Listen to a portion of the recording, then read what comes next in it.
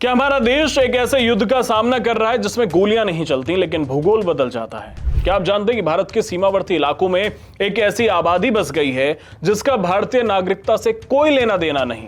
ये भारत के नागरिकों की नहीं बल्कि उन अवैध बांग्लादेशी घुसपैठियों और रोहिंग्याओं की कहानी है जिन्होंने हमारे संसाधनों पर डाका डाला है।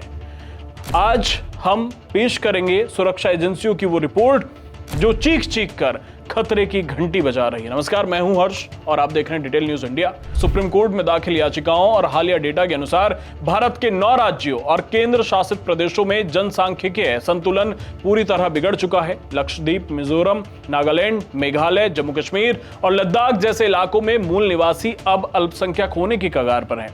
लेकिन ध्यान दीजिए, ये बदलाव केवल प्राकृतिक नहीं है। इसमें सबसे बड़ा हाथ उन अवैध घुसपैठियों का है जो कटीली तारों के नीचे से रेंग कर भारत के अंदर घुस रहे हैं और स्थानीय लोगों के अधिकारों पर कब्जा कर रहे हैं। सुरक्षा एजेंसियों की सिक्योरिटी इंटेलिजेंस रिपोर्ट यानी कि SIR बताती है कि अंतर्राष्ट्रीय सीमा के पास मुस्लिम आबादी में 32% का असामान्य उछाल आया है। सुरक्षा समीक्षा के दौरान ये तथ्य सामने आए हैं कि सीमा के 116 गांव में मुस्लिम आबादी 50% से ज्यादा बढ़ गई है। ये आबादी भारत के उन देशभक्त मुसलमानों की नहीं है जो पीढ़ियों से यहां रह रहे हैं, बल्कि उन अवैध बांग्लादेशियों की है जिन्होंने रातों रात बॉर्डर के इलाकों में बस्तियां बसा ली हैं। पश्चिम बंगाल इस जनसांख्यिकीय आक्रमण का सबसे बड़ा केंद्र बन गया है। बंगाल के 9 जिलों की डेमोग्राफी पूरी तरह बदल चुकी है। मालदा, मुर्शिदाबाद और उत्तर दिनाजपुर जैसे जिलों में स्थिति यह है कि अवैध घुसपैठियों ने स्थानीय राजनीति और संसाधनों को अपने नियंत्रण में ले लिया है।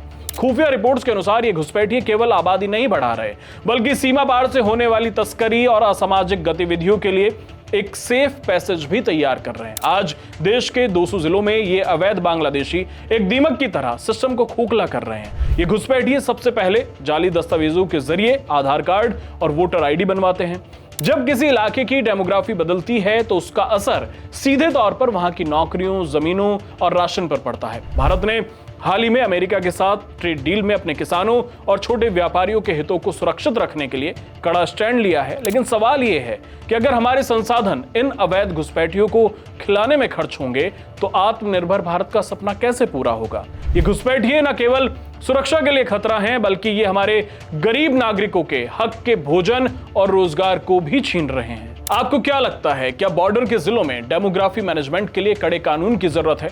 क्या हमें इन अवैध बांग्लादेशियों को वापस भेजने के लिए एक राष्ट्रव्यापी अभियान चलाना चाहिए? अपनी राय कमेंट में जरूर दें और ये वीडियो अगर आपको पसंद आया हो तो शेयर करिए, चैनल को सब्सक्राइब करिए। धन्यवाद।